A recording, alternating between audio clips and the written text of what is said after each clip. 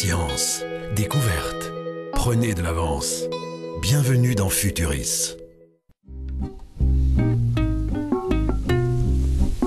Ces marais figés par le gel dans le nord-est de l'Allemagne font partie des nombreux sites en Europe où l'on mène des recherches sur un sujet brûlant, le changement climatique. Même en ces premiers jours de janvier, les scientifiques bravent le froid pour mesurer les échanges de gaz à effet de serre, des plantes et du sol avec l'atmosphère. Les relevés sont réalisés de manière automatique ou à la main.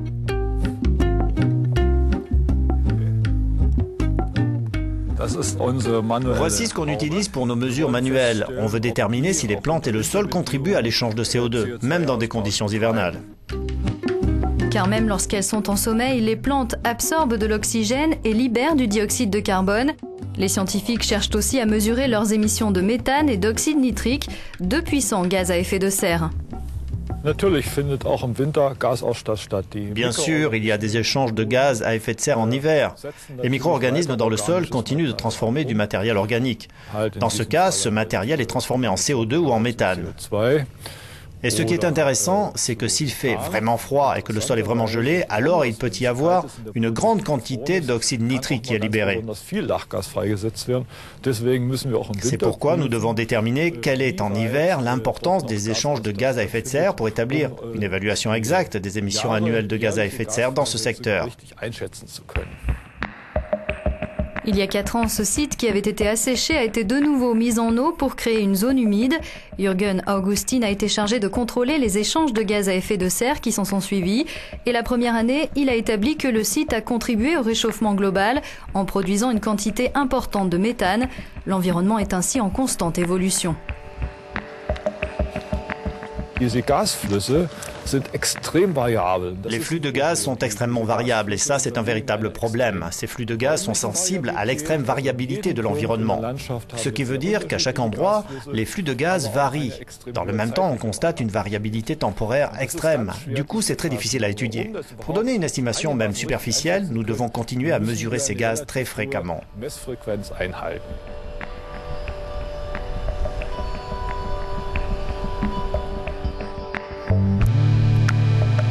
Ici aussi, il ne fait pas bon mettre le nez dehors. Nous sommes cette fois dans l'ouest de la Pologne. Les scientifiques installés ici ont travaillé avec Jürgen Augustin en Allemagne sur un projet européen pour améliorer les techniques de mesure. Ceci est une tourbière, donc ici, on a beaucoup de matières organiques dans le sol.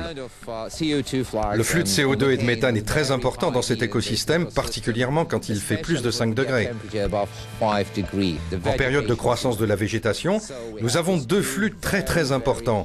Le CO2 qui est absorbé par le mécanisme de la photosynthèse et le CO2 qui est rejeté par l'écosystème, la respiration du sol pourrait-on dire. Dans cette tourbière, les scientifiques effectuent des mesures quotidiennes depuis 5 ans. Leurs données montrent que les échanges de gaz à effet de serre peuvent varier de manière notable en fonction de la température et des chutes de pluie. On savait sans ces relevés que cet écosystème, toute cette zone, est un piège à CO2. Le seul problème était que nous n'avions pas de chiffres. Maintenant, nous avons au moins des mesures, ce qui est la toute première étape en vue de la création de modèles.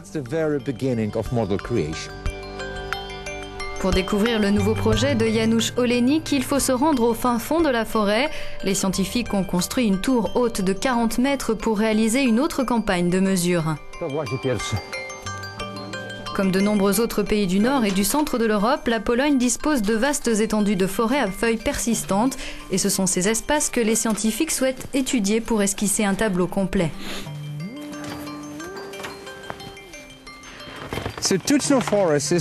La forêt de Tuczno est le deuxième site en Pologne où l'on mesure les flux de CO2, ces échanges entre l'écosystème et l'atmosphère. Dans le cas des forêts, les données sont influencées par de nombreuses variables. Par exemple, les jeunes forêts en réalité émettent du carbone, alors que celles qui sont anciennes représentent des pièges à carbone. Pourquoi avons-nous choisi cet endroit pour notre étude? Il s'agit tout d'abord d'une étendue très plate et d'une forêt très homogène. Et puis cette forêt est âgée de 53 ans. C'est exactement, ou à peu de choses près, l'âge moyen des forêts en Pologne. Direction à présent la ville de Poznan où l'équipe polonaise est installée. Ses membres sont en train de peaufiner un nouvel instrument destiné à être utilisé dans une tourbière ou en forêt.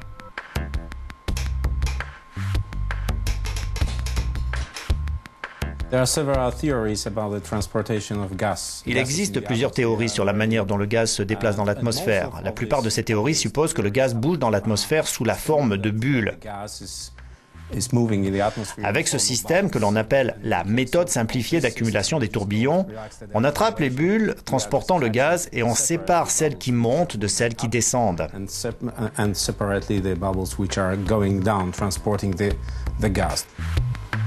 L'objectif est d'observer de manière très fine les échanges de gaz dans différents écosystèmes. À terme, il s'agit de contribuer à construire un modèle beaucoup plus complet des mécanismes d'interaction des plantes et du sol avec l'atmosphère.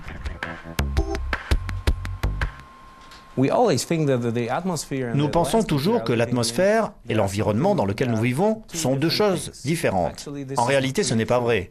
Si l'on veut savoir quelle est la concentration dans l'atmosphère d'un gaz en particulier, il faut se rendre compte qu'il y a un échange de ce gaz entre l'atmosphère et la surface.